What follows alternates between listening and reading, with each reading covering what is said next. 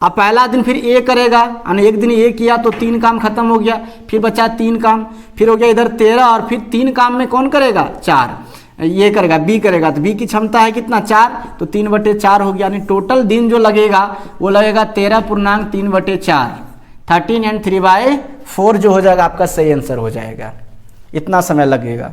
तो इस तरह का सवाल जो है फ्रेंड्स नेक्स्ट परीक्षा में भी आएगा एक तो आपको एकांतर दिन वाला, तो इसको आप करके जाइएगा। Hello friends, welcome to Krishna tutorial hall and institute of mathematics learn easy methods to solve mathematical problems. मैं मुकेश आज आप लोगों के लिए आरआरसी ग्रुप डी 2022 में जो परीक्षा और इसमें 18 तारीख के जो भी सवाल पूछे गए हैं उसमें से बहुत सारे ऐसे क्वेश्चन जो रिपीटेड हैं, मतलब पूछा जाएगा आने वाली परीक्षा में भी, तो उसी क्वेश्चन को लेकर आए हैं। मोस्ट इंपॉर्टेंट सवाल जो है जो आगे आने वाली परीक्षा में भी पूछने के चांसेस बनते हैं, तो उसी सवाल को ही बताने जा रहा हूं मैं। तो वीडियो के अंतिम तक आप लोग रहिएगा और देखिए कौन कौन से सवाल हैं जो रिपीट किया जा सकता है अगली परीक्षा में भी। तो चलिए बिना देर किए शुरू करते हैं आज से क्लास और डायरेक्ट हम आते हैं सवाल पर। आज का क्लास शुरू करने से पहले एक बात बताना चाहता हूं, अगर आप चैनल पर नए हैं, पहली बार मेरी वीडियो को देख रहे हैं तो चैनल को सब्सक्राइब कर लीजिए और बेल आइकन को प्रेस कर दीजिए ताकि आपको मेरी रेगुलर आने वाली वीडियो का नोटिफिकेशन मिलता रहे। और मेरी क्लास अगर आपको अच्छा लगता है तो लाइक करना मत भूलिएगा। चलिए शुरू करते हैं आज का क्लास। तो चलिए हम बिना देर करते हुए डायरेक्ट सवाल पर आते हैं। देखिए पहला सवाल क्या पूछा गया जो अगली परीक्षा में पूछने के चांसेस है। कहता 38 भुजा वाले एक वर्ग के चारों ओर एक व्यक्ति 6 किलोमीटर प्रति घंटा की चाल से चक्कर लगाता है, तो एक चक्कर लगाने में कितना समय लगेगा। अब देखिए कि वर्ग की भुजा जो है वो 38 सेमी दे रखा है। अब उसका परिमाप चारों ओर चक्कर लगाता है, मतलब परिमाप पता होना चाहिए। तो परिमाप होता है 4 गुना भुजा, ये हो गया। अब चाल जो दे रखा है वो चाल दिया हुआ यहाँ पर आपका 6 किलोमीटर प्रति घंटा, इसको आप मीटर प्रति सेकंड में बदलिए तो 5/18 से आप गुना करेंगे तो क्या हो जाएगा मीटर प्रति सेकंड। अब इसको भी आप क्या करिए मीटर में बदल दीजिए तो 100 से आप डिवाइड कर दीजिए, जितना मीटर हो गया है। अब देखिए समय पूछा रहा है कितना समय लगेगा चक्कर लगाने में, तो 4 गुना 38 गुना 18, ये ऊपर चला भाग जब देंगे तो नीचे हो जाएगा 100 गुना 6 गुना 5, तो 4 गुना हो गया 38 गुना 18, नीचे आप लिख सकते हैं 100 गुना 10 गुना 3, 6 पंचे 30 हो जाएगा तो 3 लिख दिए। अब देखिए 3 6 18 कटा दीजिए तो 6 चौक 24, 38 गुना हो गया 24 और नीचे क्या लिखेंगे आप इस पर 3 0। अब 38 गुना 24 कर दीजिए तो कितना आ जाएगा 4 8 32 के 2 बचा 3, 4 3 12 8 दूनी 16, 16 12 28 3 31 के 1 कितना बचा 3, 3 दूनी 6 और 3 9 हो गया।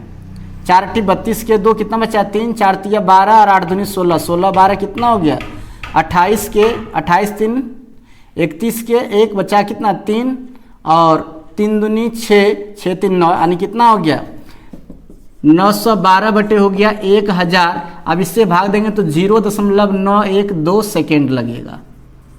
तो ये हो गया आपका फाइनल आंसर, 0.91 सेकेंड भी आप बोल सकते हैं उसको। आगे जो सवाल है वो देखिए वो कौन सा सवाल है। सवाल कह रहा है कि इस प्रकार से है, देखिए हम यहाँ पर सॉल्व कर रहे हैं कि 4 पर पावर 3 दिया है, फिर 3 पर पावर दिया है क्यों, और इसको डिवाइड करने बोलता है √64 इंटू √981।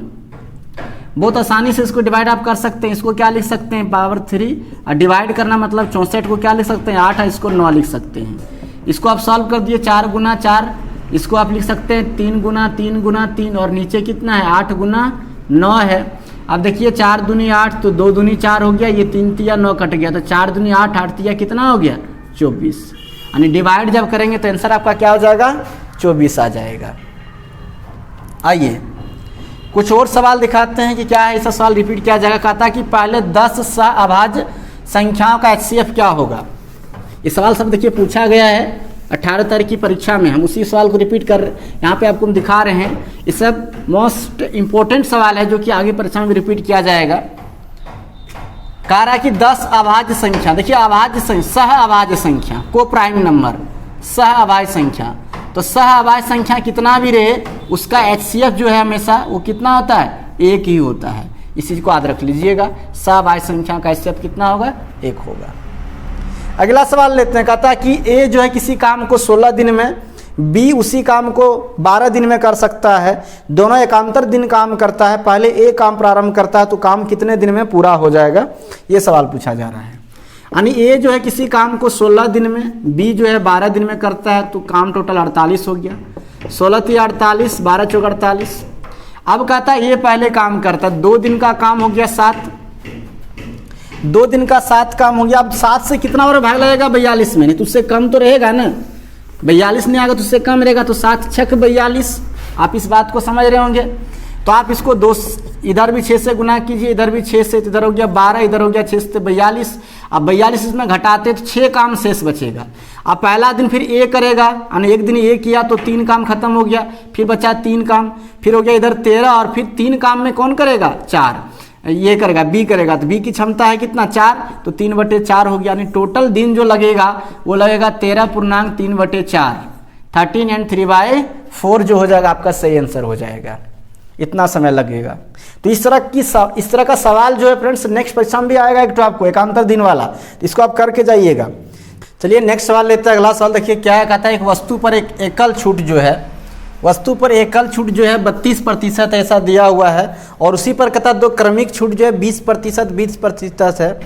तो 20% और 20% का 2 छूट है, और एक एकल छूट 32% है, और इन दोनों छूट के बीच में क्या है 24 का अंतर है। तो उस वस्तु का अंकित मूल्य क्या है? तो देखिए बहुत आसान तरीके से आप सॉल्व कर सकते हैं। एकल छूट क्या दे रखा है, तो एकल छूट दे रखा है 32%, और 2 क्रमिक छूट, 2 क्रमिक छूट जो है वो 20% और 20% है। अगर आपको पता होगा, अगर आप डिस्काउंट वाले चैप्टर पढ़े हैं, तो 2 क्रमिक छूट को अगर एकल में बदलना है तो कैसे लिखते हैं, 20 + 20 - 20 गुना 20/100। तो यहाँ पर आपका हो गया 40, और ये हो जाएगा आपका 400/100।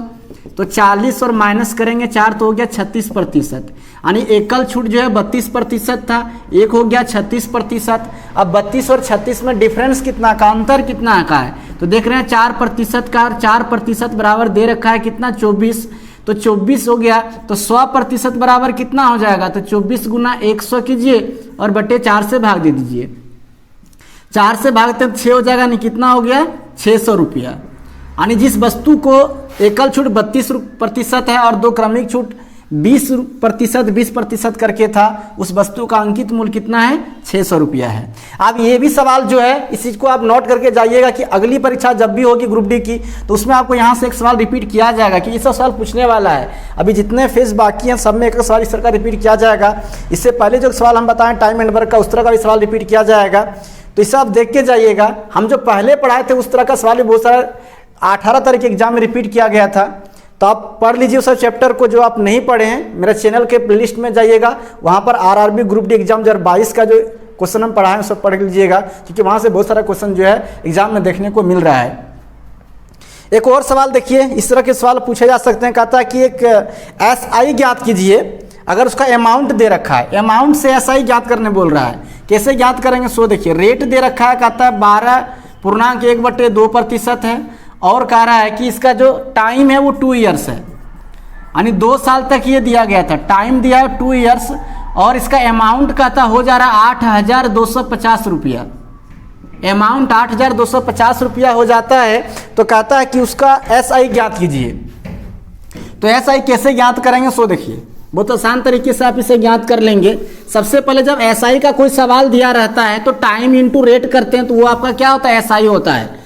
टाइम इंटू रेट करेंगे तो वो आपका क्या हो जाएगा एसआई हो जाएगा। तो इसका एसआई कितना हो जाएगा, तो इसको चेंज कीजिए, 12 दूनी 24 और 1 25, 25/2 गुना टाइम है 2, तो ये 2 कट गया, नहीं एसआई आपका हो गया कितना 25%, और 25% मतलब कितना 1/4 हो गया।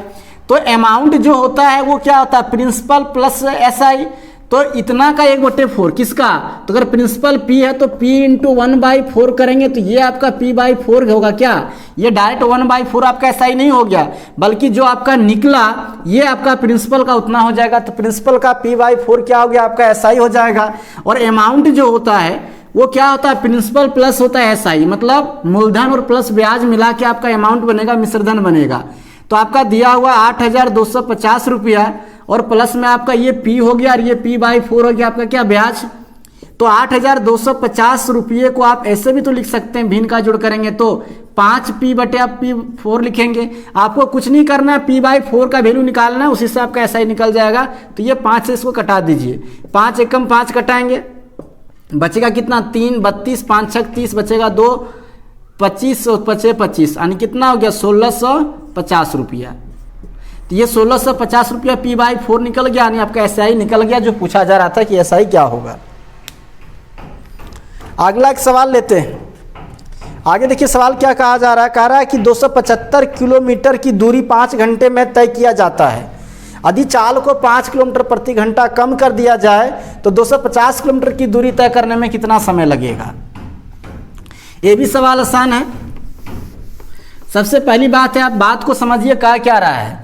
कह रहा है कि 275 किलोमीटर की दूरी तय करने में 5 घंटा का समय लगता है। सबसे पहले यहाँ से आप चाल निकाल सकते हैं ना, क्योंकि दूरी बटे समय बराबर क्या होता है, चाल होता है। 5 घंटा लगा तो 5 25 5 25 यानी 55 किलोमीटर प्रति घंटा। ये आपका क्या निकल गया, चाल निकल गया। अब कह रहा है कि चाल को अगर हम 5 किलोमीटर प्रति घंटा कम कर दें, यानी 55 में 5 घटा दें, तो चाल मेरा कितना हो जाएगा, 50 किलोमीटर प्रति घंटा। और इस चाल से कितनी दूरी तय करने के लिए कहा जा रहा है हमसे, तो 250 किलोमीटर का। तो 250 किलोमीटर का दूरी तय करना है इस चाल से 50 से, तो कितना होगा, 5 25 यानी 5 घंटा लगेगा। 5 घंटे का समय लगेगा अगर चाल क्या कर दिया जाए, कम कर दिया जाए। एक और सवाल देखिए। ये जो सवाल है पॉलिनोमियल से है और इसमें आपको सॉल्व करना, सिर्फ सरल करने के लिए कहा जा रहा है। तो इस तरह के भी सवाल आने वाली परीक्षा में पूछा जाएगा, इसलिए इस सवालों को हम करवा दे रहे हैं।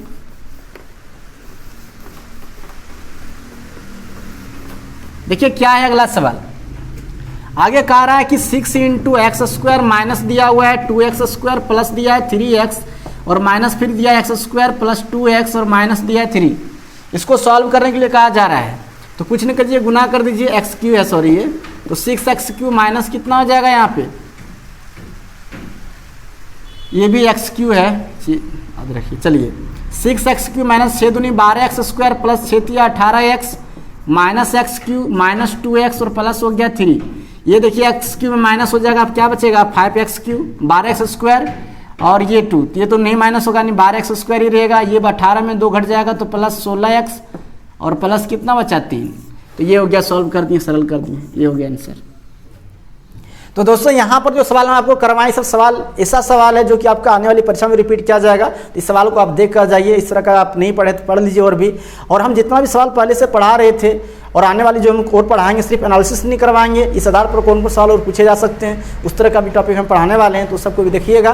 तो चलिए, आज का क्लास कैसा लगा है, एनालिसिस के साथ था, इसका कमेंट करके जरूर बताइएगा। अच्छा लगा है तो लाइक कीजिए, ज़्यादा शेयर कीजिए और नए हैं तो चैनल को सब्सक्राइब कर लीजिए। तो चलिए फ्रेंड्स, मिलते हैं फिर नेक्स्ट क्लास में। इसको लिखना चाहते हैं वीडियो पॉज करके आप लोग लिख लीजिए। तो चलिए मिलते हैं फिर नेक्स्ट क्लास में, तब तक के लिए आप सबको थैंक यू।